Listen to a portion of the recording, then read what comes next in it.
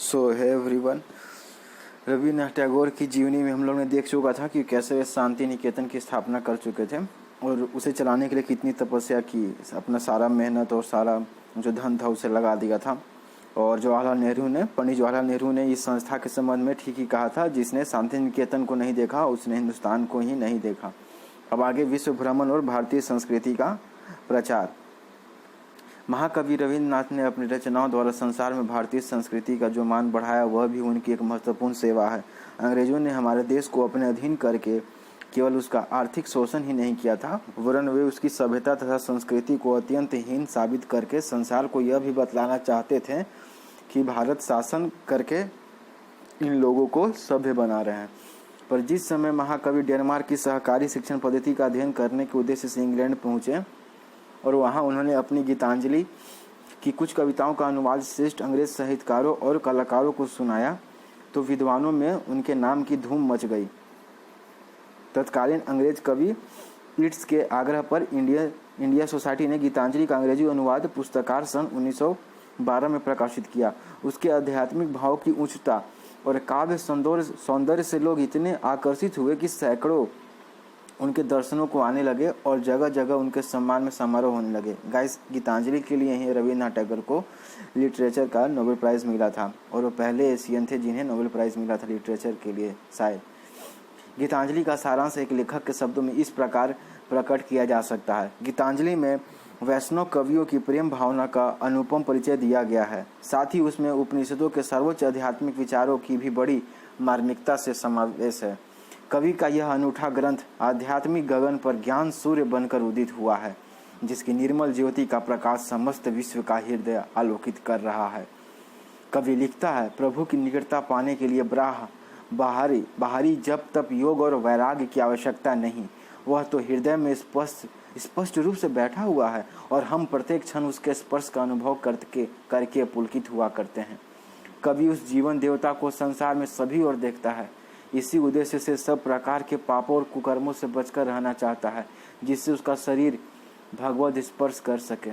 कवि को मृत्यु भी एक शत्रु की तरह नहीं वरन मित्र जान पड़ती है। एक गीत में वह कहता है, मृत्यु दयामयी जननी है। जिस प्रकार माता बच्चे के मुंह से अपना एक स्तन छुड़ा लेती है तो वह दूसरा स्तन पाने के विश्वास से आश्वस्त रहता है, उसी प्रकार मृत्यु मानव रूपी शिशु को एक रिक्त जीवन से हटाकर दूसरे परिपूर्ण जीवन में प्रविष्ट कराती है। इंग्लैंड से महाकवि अमेरिका गए। महाकवि यानी यहाँ रविन्द्रनाथ टैगोर जी की बात की जा रही है। वहाँ भी उनका पूर्ण सम्मान हुआ और सैकड़ों संस्थाओं ने उनको भाषण के लिए निमंत्रित किया। यूरोप और अमेरिका में उन्होंने भारतीय ज्ञान को श्रेष्ठ और कमनीय रूप से प्रकट किया। उससे हमारे देश का सम्मान बहुत बढ़ गया। वहाँ के निवासी कहने लगे कि जिस देश में रविंद्र के समान विचारक और विद्वान उत्पन्न हो सकते हैं, उसे असभ्य और असंस्कृत कैसे कहा जा सकता है। उन्होंने समझ लिया कि भारत के विरुद्ध प्रचार करना अंग्रेज शासकों की स्वार्थपूर्ण नीति का ही एक अंग है। वेद और उपनिषदों के अध्यात्म ज्ञान के प्रणेता, जिसका परिचय रविन्द्रनाथ अपनी कविताओं में दे रहे हैं, कभी असभ्य नहीं हो सकते।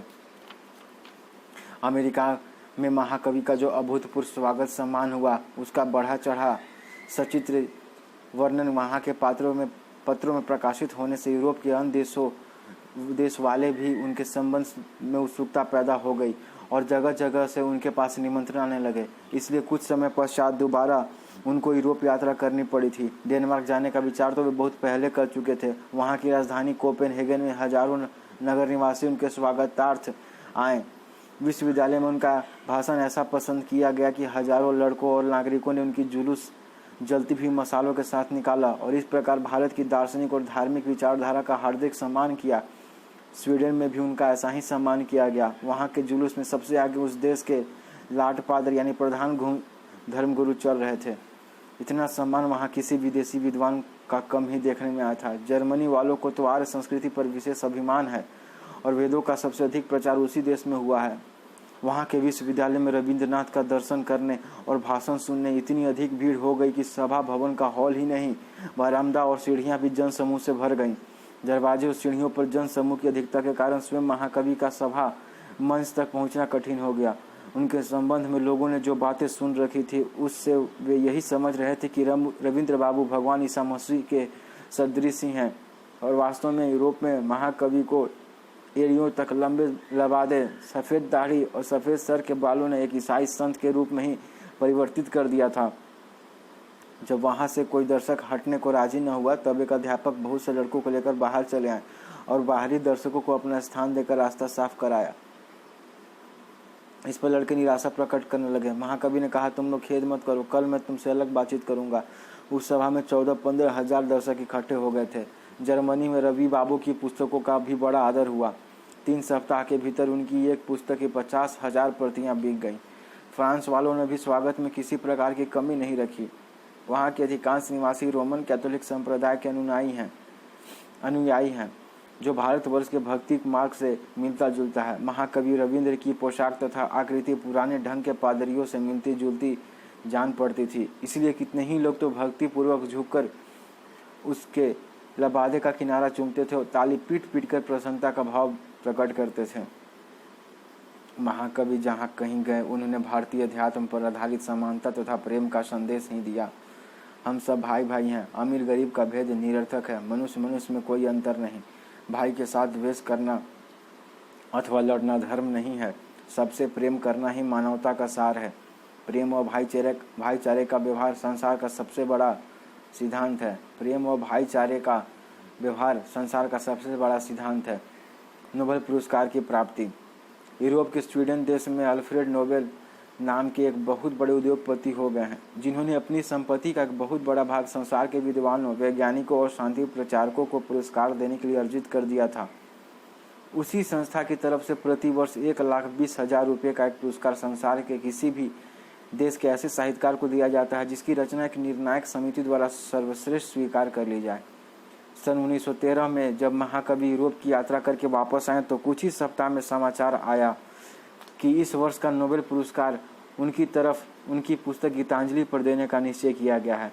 इस समाचार से समस्त भारत में प्रसन्नता की लहर दौड़ गई। यह महाकवि की विद्वता और प्रतिभा का तो आदर था ही, पर लोगों ने इसे एक राष्ट्रीय सम्मान भी समझा।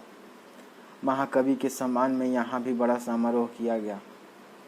उस वर्ष लॉर्ड साहब की कोठी पर एक बड़ा दरबार हुआ तो उसी अवसर पर नोबेल पुरस्कार और एक तमगा उन्होंने अपने हाथ महाकवि को प्रदान किया। संस्कृत भाषा एक सुभाषित है कि धनवान अथवा राजा तो अपने देश में ही पूजा जाता है, पर विद्वान सर्वत्र पूजनीय होता है। यद्यपि उस समय भारतवर्ष पूर्ण रूप से अंग्रेजों के अधीन था और गोरी जातियाँ यहाँ के निवासियों को काला कहकर उपेक्षा की दृष्टि से देखती थीं, पर उसी जाति का होने पर भी रविंद्रनाथ का सब जगह एक देवदूत अथवा राजा महाराजाओं जैसा स्वागत किया गया। यह सब उनकी सरस्वती आराधना का ही परिणाम था। उन्होंने स्कूल कॉलेजों की सदोष शिक्षा पद्धति से विरक्त होकर अपना मार्ग स्वयं बनाया। उन्होंने, देखिए कितना अच्छा बात लिखा हुआ है कि यह सब उनकी सरस्वती आराधना का ही परिणाम था। उन्होंने स्कूल कॉलेजों की सदोष शिक्षा पद्धति से विरक्त होकर अपना मार्ग स्वयं बनाया और अपने अध्यवसाय यानी लगातार परिश्रम से अपने को शिक्षित और ज्ञान संपन्न बनाया। अपने अध्यवसाय से अपने को शिक्षित और ज्ञान संपन्न बनाया और फिर इस ज्ञान साधना से स्वयं कोई लाभ न उठाकर उसका लाभ पूरी तरह अपने देशवासियों को दिया। कुछ समय पश्चात भारत सरकार ने भी महाकवि के कार्य के महत्व को स्वीकार किया और उनको एक बहुत बड़ी पदवी प्रदान की। यह सर अथवा नाइट की पदवी सामान्यतः इंग्लैंड के रईसों और विशिष्ट देश सेवकों को दी जाती है। वहीं उन दिनों भारत के 2-4 गिने चुने विद्वानों को दी गई, जिनमें रविंद्र भी एक थे। बंगाल के गवर्नर स्वयं शांति निकेतन गए और महाकवि के पास कई दिन तक अतिथि के रूप में ठहरे रहे, पर यह स्थिति थोड़े ही समय तक रही क्योंकि भारतवर्ष में अंग्रेजों की शासन नीति के विरुद्ध आंदोलन चल रहा था। महाकवि को भी उससे पूरी सहानुभूति थी। वे भारतवासियों पर सरकारी अन्याय का खुलकर विरोध करते थे। जब रॉलेट एक्ट के विरोध में आंदोलन छिड़ा और अमृतसर के जलियांवाला बाग की एक सार्वजनिक सभा में, जो कि 14 अप्रैल 1919 को हुआ था, 13 या 14 अप्रैल को 1919 में, बहुत दुखद घटना थी। जलियांवाला बाग की सार्वजनिक सभा में कई सौ व्यक्ति अंग्रेज जनरल डायर द्वारा मशीन गन से भून डाले गए तो महाकवि ने भी उसका बड़ा विरोध किया और ऐसी सरकार से किसी प्रकार का संबंध रखना बुरा समझकर उसकी प्रदान की हुई सर की पदवी को भी वापस कर दिया। इस अवसर पर भारत के वायसराय लॉर्ड चेम्सफोर्ड को उन्होंने एक लंबा पत्र लिखा जिसमें कहा गया था, हमारी आंखें खुल गई हैं कि हमारी अवस्था कैसी असहाय है। अभागी भारतीय जनता को इस समय जो दंड दिया गया है उसका उदाहरण किसी सभ्य सरकार के इतिहास में नहीं मिल सकता, उसका उदाहरण किसी सभ्य सरकार के इतिहास में नहीं मिल सकता। पर हमारे शासक इस कृत्य के लिए उल्टा अपने को शाबाशी दे रहे हैं कि उन्होंने भारतवासियों को अच्छा सबक सिखा दिया है। अधिकांश अधगोरे एंग्लो इंडियन समाचार पत्रों ने इस निर्दयता की प्रशंसा की है और उनमें से कुछ ने तो पाशविकता की सीमा पर पहुंचकर हमारी यातनाओं का उपहास भी किया है। सरकारी अधिकारियों ने उन समाचार पत्रों पर तो किसी प्रकार का प्रतिबंध नहीं लगाया, उल्टा जनता के साथ सहानुभूति रखने वाले भारतीय समाचार पत्रों का ही गला दबाया। इस अवसर पर मैं कम से कम इतना तो कर ही सकता हूँ कि भारी से भारी दुष्परिणाम भोगने के लिए तैयार होकर अपने उन करोड़ देशवासियों की विरोध भावना को व्यक्त करूं जो आतंक और भय के कारण चुपचाप सरकारी दमन सह रहे हैं। समय आ गया है जब सरकार द्वारा प्रदत्त सम्मान के पट्टे यानी पदवियां राष्ट्रीय अपमान के साथ मेल नहीं खा सकते।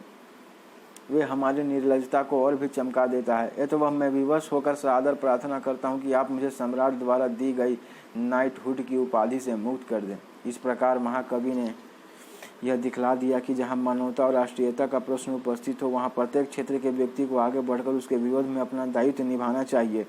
यद्यपि एक उच्च कोटि के कवि का दृष्टिकोण बड़ा व्यापक होता है और वह मानव मात्र को एक ही परम पिता की संतान मानकर सबको समदृष्टि से ही देखता है, पर जब लोगों का एक समुदाय दूसरे समुदाय के साथ अमानवीय व्यवहार करे तो कवि का भी यह धर्म हो जाता है कि वह अन्याय के विरुद्ध अपना स्वर ऊंचा करे। यद्यपि अपनी वृद्धावस्था और शांत प्रकृति के कारण अंग्रेजों के विरुद्ध उग्र आंदोलन में पूरी तरह भाग ले सकने में समर्थ नहीं थे, तो भी उन्होंने ब्रिटिश सम्राट द्वारा प्रदान की हुई इतनी बड़ी पदवी को ठुकराकर दंड के लिए प्रस्तुत होकर अपना असंतोष अच्छी तरह प्रकट कर दिया। यह प्रत्येक स्वाभिमानी व्यक्ति का कर्तव्य होना चाहिए। अन्याय के सम्मुख सिर झुकाना बहुत बड़ी हीनता और कायरता की निशानी है। एशियाई देशों में सम्मान। यूरोप और अमेरिका के देशों में भ्रमण करने के पश्चात महाकवि जापान, चीन, ईरान आदि एशियाई देशों में भी गए और वहाँ भी उनका राजसी स्वागत किया गया। जापान में वहाँ के एक बहुत बड़े राष्ट्रनेता ओकुमा ने उनकी प्रशंसा में जापानी भाषा में भाषण किया और रवि बाबू ने उसका उत्तर बांग्ला भाषा में दिया। जापान के विद्वानों ने महाकवि का बड़ा सम्मान किया, पर यहाँ भी उन्होंने अपनी न्यायप्रियता का परिचय दिया, जिससे जापान सरकार उनसे नाराज हो गई। बात यह थी कि उन दिनों अपने पड़ोसी चीन को निर्बल देखकर शक्तिशाली जापान सरकार उस पर कब्जा करने की योजना बना रही थी। महाकवि को यह दस्यु वृत्ति कब पसंद आ सकती थी? यह तो उन्होंने जापान में बैठकर ही वहाँ के शासकों की इस स्वार्थपूर्ण नीति की भर्त्सना की। निरंकुश और अधिनायकवाद में विश्वास रखने वाले शासनकर्ताओं को यह बात कैसे सहन हो सकती थी?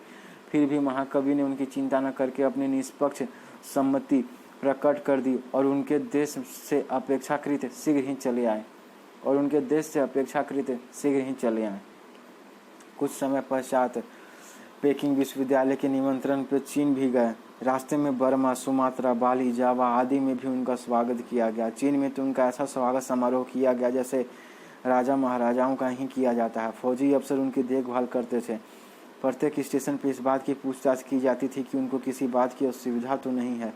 चीन के विद्यार्थियों के आग्रह पर महाकवि के सम्राट के महल के पास ही ठहराया गया। चीन के विद्यार्थियों के आग्रह पर महाकवि के सम्राट के महल के पास ही ठहराया गया। चीन सम्राट ने यद्यपि उस समय प्रजातंत्र स्थापित हो जाने से उन्हें शासन भार से मुक्त कर दिया था, स्वयं अपने महल में उनकी बड़ी खातिर की, घंटा भर तक की बातचीत की और एक बहुत पुरानी बहुमूल्य तस्वीर उन्हें भेंट स्वरूप दी। पर महाकवि इस राज सम्मान को पाकर भी सामान्य जनता को नहीं भूले।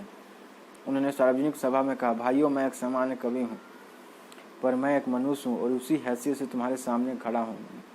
मेरे हृदय में तुम सबके लिए ऊंचा स्थान है। तुमने भी मुझे बड़े प्रेम के साथ अपनाया है। इस प्रकार का प्रेम बराबर वालों में ही हो सकता है। मैं भी तुमसे बड़ा नहीं, बराबर का ही हूँ।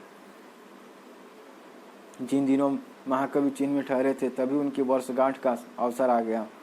चीन वालों ने अपनी पद्धति के अनुसार समारोह मनाया और उनके लिए शानदार नीले रंग का पैजामा, नारंगी रंग का पीला कुर्ता और बैजनी रंग की सुंदर टोपी तैयार की गई और लोगों के आग्रह से महाकवि को उस पोशाक को धारण करके उन्हें समारोह में भाग लेना पड़ा।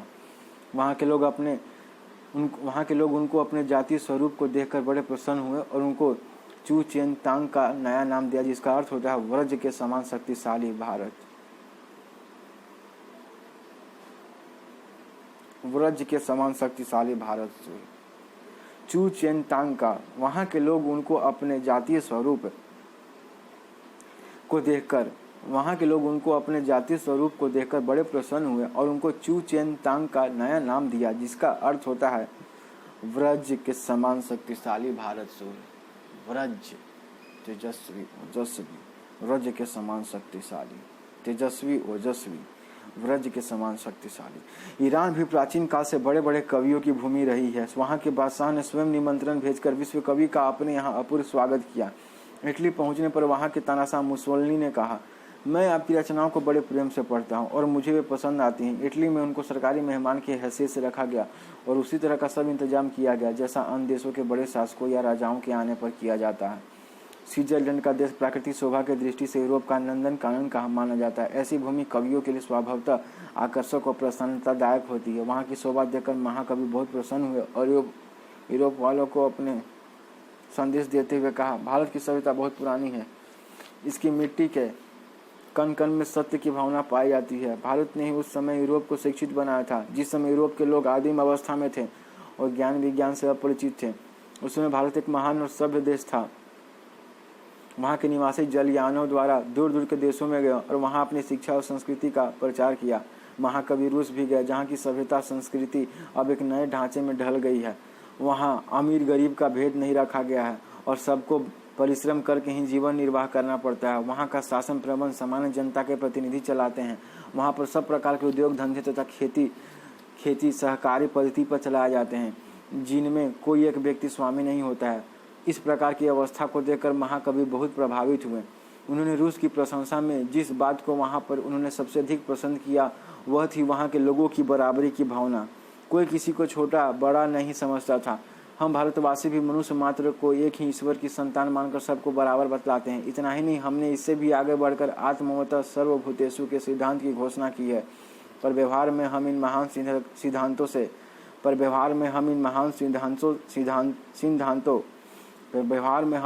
सिद्धांतों से प्रतिकूल ही चलते हैं। हम अपने ही समाज में एक अंग अछूतों के साथ जैसा निकृष्ट व्यवहार करते हैं, उसकी तुलना संसार के किसी भी देश में नहीं मिलती। महाकवि रविंद्र ने इस त्रुटि को बहुत अच्छी तरह समझा और इसलिए रूस का उदाहरण दिखाकर हमको समता का व्यवहार अपनाने की प्रेरणा दी। रविन्द्रनाथ और गांधी जी। महात्मा गांधी के साथ रविन्द्रनाथ का बड़ा प्रेम था और इन दो महामानवों को निकट लाने का कार्य किया था। तीसरे महामानव एंड्रू साहब असली अंग्रेज थे और विलायत के ईसाई मिशन की नौकरी करके दिल्ली के क्रिश्चियन कॉलेज में पढ़ाने आए थे। पर अंग्रेजों की अहमन्यता तथा भारतवासियों के प्रति उनका दुर्व्यवहार देखकर उनका हृदय बड़ा व्यथित हुआ और वे भारतवर्ष को उसका न्यायपूर्ण अधिकार दिलाने के समर्थक बन गए। वे ईसाइयों के कॉलेज की नौकरी छोड़कर महाकवि रविन्द्रनाथ के शांति निकेतन में चले आए और भारतीय युवकों को शिक्षा देने के साथ ही आवश्यकता पड़ने पर यहाँ के राजनीतिक आंदोलन में भी भाग लेने लगे। महाकवि की अनुमति से वे महात्मा गांधी के सत्याग्रह आंदोलन में सहायतार्थ दक्षिण अफ्रीका गए। रास्ते में उनको अन्य गोरे यात्रियों ने बहुत डराया कि तुमको दक्षिण अफ्रीका का शासन करता जनरल स्मर्ट जहाज से उतरते ही गिरफ्तार कर लेगा। पर मिस्टर एंड्रूज ने बातों की चिंता न करके दक्षिण अफ्रीका में सत्याग्रह संग्राम में गांधी जी की बड़ी सहायता की और उनकी अधिकांश मांगों को स्वीकार करा के दोनों पक्षों में सुलह करा दी। वे गांधी जी के पुत्रों को लेकर शांति निकेतन में वापस आए और जब गांधी जी अफ्रीका से भारत आए तो उनको भी शांति निकेतन में ठहराया। गांधी जी महाकवि को गुरुदेव कहकर संबोधित करते थे और विद्या तथा आयु की दृष्टि से वे इस पदवी के योग्य भी थे। रविन्द्रनाथ भी गांधी जी से अत्यंत प्रेम रखते थे। जब यरबदा जेल में गांधी जी ने सरकारी नीति के विरोध में आमरण अनशन किया तो महाकवि उनकी कुशलता के लिए चिंतित होकर स्वयं पूना गए और गांधी जी से मिलकर उनके छुटकारे के लिए विलायत की सरकार के पास तार भेजा। उनके प्रयत्न से दोनों में समझौता हो गया और गांधी जी ने अनशन छोड़ दिया। उस समय गांधी जी का स्वास्थ्य बड़ा नाजुक हो गया था और महाकवि बराबर उनके बिस्तर के पास बैठकर देखभाल करते रहते थे। गांधी जी को रविन्द्रनाथ का संगीत बहुत प्रिय था। अनशन छोड़ने के दिन उन्होंने महाकवि के मुख से ही एक सुंदर गीत सुना। अनशन छोड़ने के दिन उन्होंने महाकवि के मुख से ही एक सुंदर गीत सुना। पर व्यक्तिगत रूप से ऐसा प्रगाढ़ प्रेम होने पर भी राजनीतिक आंदोलन के संबंध में दोनों में बहुत कुछ मतभेद भी रहता था। जब गांधी जी ने अपने आंदोलन का आधार अहिंसा को बनाया तो वह उनको पसंद आया, पर जब उन्होंने असहयोग की घोषणा करके लड़कों को स्कूल और कॉलेज छोड़ने के लिए कहा, विलायती कपड़ों की होली जलाने का कार्यक्रम आरंभ किया, तो महाकवि ने उसका विरोध किया। वे कहते थे कि इस प्रकार लड़कों को भड़काने से वे आवारा बन जाएंगे। वस्त्र बहिष्कार और चरखा के संबंध में वे कहते थे, गांधी जी मशीनों के खिलाफ हैं तो मेरी भी वही सहमति है, पर हमारी बुराइयों की जड़ तो भीतरी कमजोरी है। हम चलने बोलने और हंसने से भी डरते हैं। अंग्रेज सरकार के हुक्म पर उठते बैठते हैं। हमारी अपनी ताकत कुछ भी नहीं है। हम कायर हैं, सरकार से हर बात से डरते रहते हैं। इस जबरदस्ती की मैं विरोध हूँ, पर गांधी जी भी लोगों पर ऐसी जबरदस्ती कर रहे हैं। वह देश को स्वतंत्र कराना चाहते हैं, पर लोग स्वतंत्र विचारों पर हुक्म चला रहे हैं।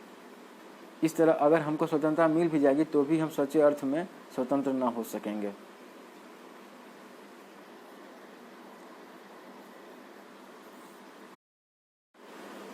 रविन्द्रनाथ केवल कवि और कलाकार ही नहीं थे, वरन जैसा हमयंत्र लिख चुके हैं वे एक सच्चे कर्मयोगी भी थे। जहां वे एक शांति निकेतन में बालकों और युवकों को विद्या, कला, ज्ञान की शिक्षा देते थे, वहीं सन 1912 में ही उन्होंने शांति निकेतन से 3 मील पर बहुत सी जमीन खरीदकर श्री निकेतन की स्थापना की।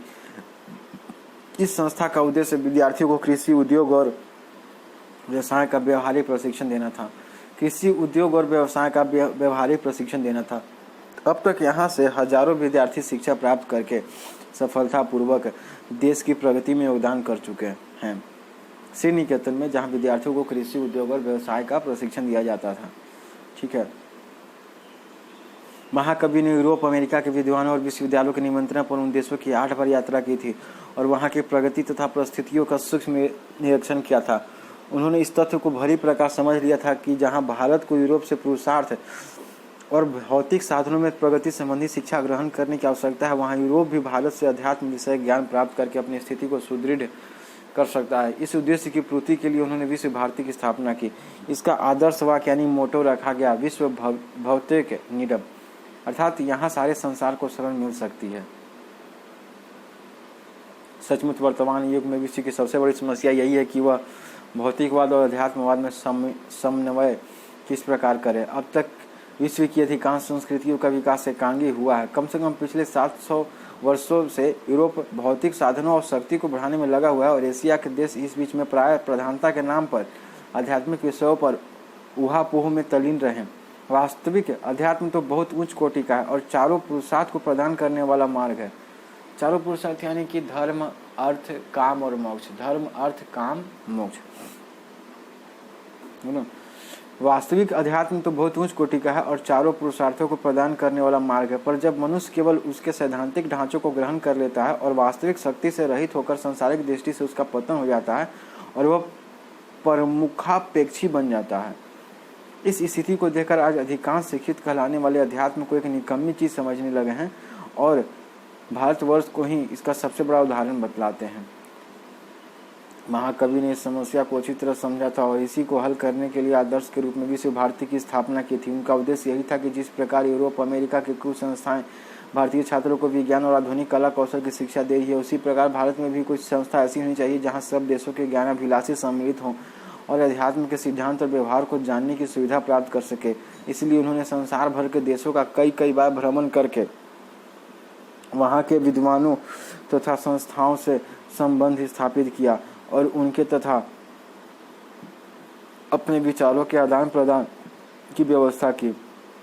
इसके परिणाम स्वरूप वे विश्व भारती का शिक्षा क्रम ऐसा आकर्षक और सर्वोपयोगी बना सके कि प्रत्येक देश और मजहब के विद्यार्थी उसमें अपनेपन की भावना को उपलब्ध करने लगे। इसी से भारत के अनेक हिंदू मुस्लिम शासकों, भारत सरकार, चीन सरकार, विदेश के धनियों तथा संस्थाओं ने उसे सहायता और सहयोग दिया। उसमें संसार के सभी प्रमुख देशों की उच्च कोटि के साहित्य, इतिहास, धर्म और संस्कृति के अध्ययन की व्यवस्था है।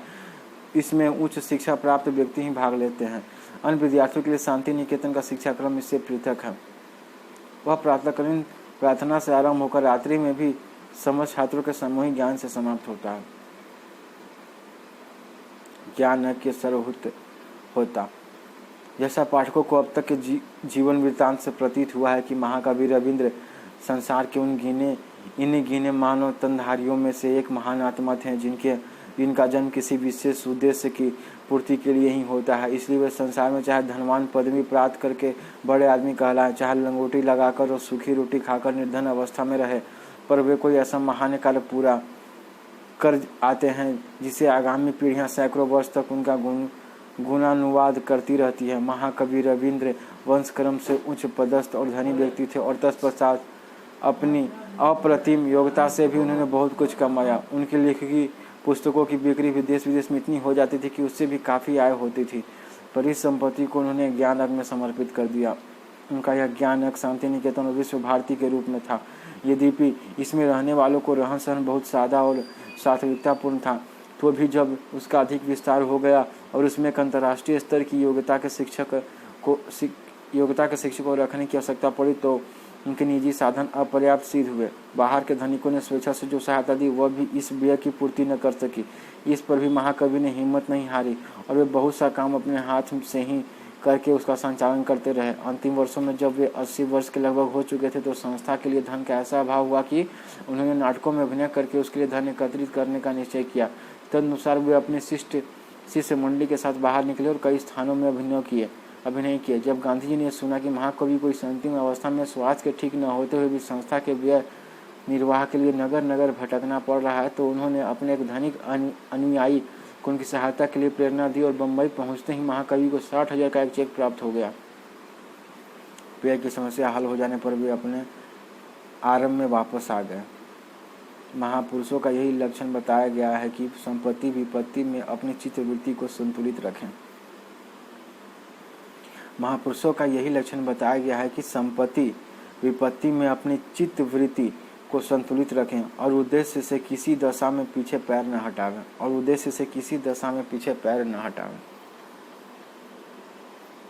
महापुरुषों का यही लक्षण बताया गया है कि संपत्ति विपत्ति में अपनी चित्तवृत्ति को संतुलित रखें और उद्देश्य से किसी दशा में पीछे पैर न हटावें। भला बुरा समय सब पर आता है, सुख दुख हानि लाभ सफलता असफलता मान अपमान के द्वंद्व से कोई बच नहीं सकता, तो फिर अपनी निर्बलता को प्रकट करने से अपनी चित्तवृत्ति को हीन बनाने से क्या उपकार हो सकता है। जो निर्बल चित्त पुरुष अपना दुख चाहे जिसके सामने रोते रहते हैं, उनकी सहायता तो कोई करता नहीं, उल्टा सामने नहीं तो पीठ पीछे हंसी उड़ाने वाले अनेक निकल आते हैं।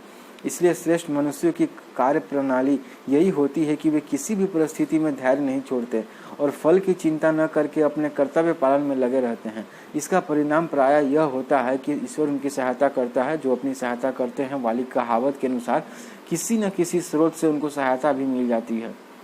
यदि सहायता न भी मिले तो हृदय में संतोष रहता है कि हमने अपनी सामर्थ्य भर उद्योग कर लिया। सफलता तो परमात्मा के अधीन है।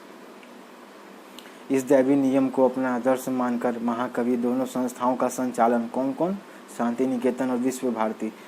इस दैवी नियम को अपना आदर्श मानकर महाकवि दोनों संस्थाओं का संचालन अपने जीवन के अंतिम वर्ष 1941 तक करते रहे।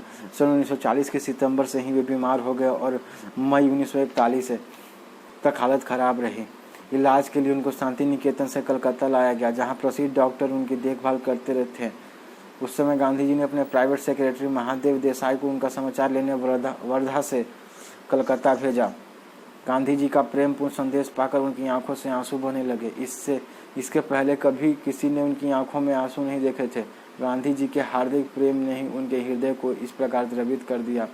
इसके बाद बीच में उनकी तबीयत कुछ संभली। महाकवि की वर्षगांठ वैशाख महीने में बड़ी धूमधाम से मनाई गई।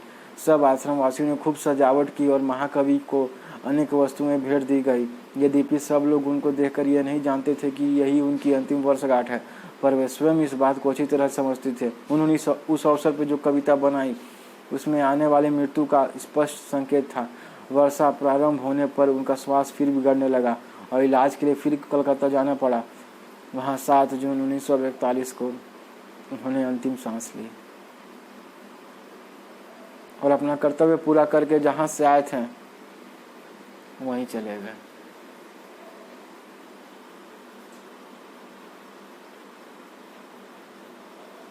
और अपना कर्तव्य पूरा करके जहाँ से आए थे वहीं चले गए। रविंद्र का साहित्य और कला। भारतवर्ष में कवि और ग्रंथकारों की कमी नहीं है। सभी प्रदेशों में और भाषाओं में 2-4 ऐसे कवि और रचयिता बस हुए हैं जिनका नाम और यश स्थायी हो गया है। इन सबकी रचनाएं उत्कृष्ट श्रेणी की और मानव मन को श्रेष्ठता का मार्गदर्शन कराने वाली है। पर रविंद्र के काव्य और कथा साहित्य में कई ऐसी विशेषताएं हैं जो उनको सच्चे अर्थों में विश्व कवि बनाती है। पहली विशेषता यह है कि उन्होंने जो कुछ लिखा है वह किसी के एक देश या जाति के लोगों को लक्ष्य करके नहीं लिखा।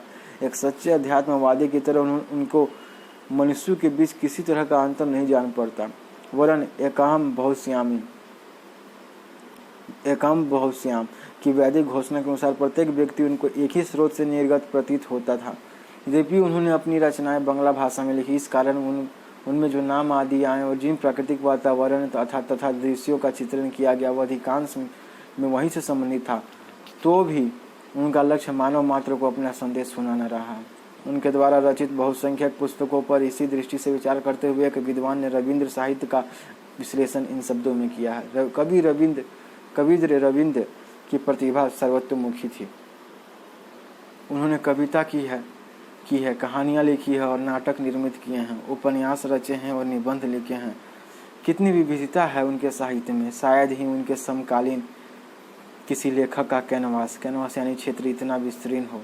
रविंद्र ठाकुर का साहित्य किसी देश और काल का साहित्य नहीं है, वह साहित्य समस्त विश्व का और सब कालों का। वह संसार की मानवता से संबंध रखता है और चिर समस्याओं संबंधी संदेश देता है। प्यासी मानवता के लिए वह खारा समुद्र न होकर क्षीर सागर है। यह मानव दुखों के निवारणार्थ समाज की कटु या तीखी आलोचना करके अपने साहित्य द्वारा कोई व्याख्यान नहीं देते, पर जो कुछ कहते हैं मानव की निर्बलताओं को अत्यंत सहानुभूति पूर्वक देखते हुए कलात्मक ढंग से। फिर उनका कथन उस देवदूत के सदृश जान पड़ता है जो मानव के सामाजिक संबंधों से जकड़ा हुआ नहीं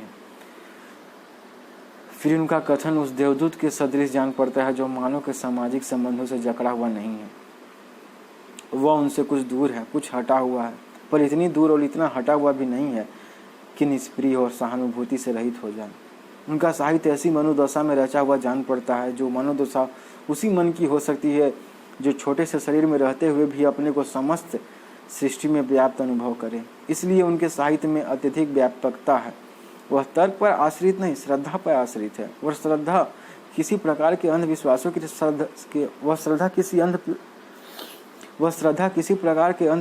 श्रद्धा नहीं है, पर यह ऐसी श्रद्धा है जो अनित्य और अस्थायी वस्तुओं से परे नित्य और स्थायी वस्तु पर ही रह सकती है। रविंद्र ठाकुर के साहित्य में किसी प्रकार के सिद्धांत की कट्टरता या हठ धर्मी अथवा वाद विवाद नहीं मिलेगा। उसका लक्ष्य है मानवता को हर दृष्टि से सच्चा मानव बनाने और उसे ऊंचा उठाने का। कवि सम्राट का इस प्रकार का साहित्य इसलिए हो सका कि उनके आस्तिक और आशावादी मन को मानव की निर्बलताएं आच्छादित नहीं कर पाई। कवि सम्राट का इस प्रकार का साहित्य इसलिए हो सका कि उनके आस्तिक और आशावादी मन को मानव की निर्बलताएं आच्छादित नहीं कर पाई। सत्य तो यह है कि महाकवि भारतवर्ष, यहाँ महाकवि रविन्द्रनाथ ठाकुर जी को कहा जा रहा है, सत्य तो यह है कि महाकवि भारतवर्ष के प्राचीन महाकवियों की परंपरा में से थे और महाभारत तथा रामायण जैसी देवी भावुक्त रचनाओं से प्रेरणा ग्रहण करके वे उसी मार्ग पर चले थे। व्यास, वाल्मीकि, तुलसी आदि महाकवियों ने जो कुछ लिखा है वह यद्यपि हिंदू धर्म से संबंधित माना जाता है, पर इस वैज्ञानिक युग में भी यूरोप और अमेरिका के विद्वान उसे अपनी भाषाओं में अनुवादित करके और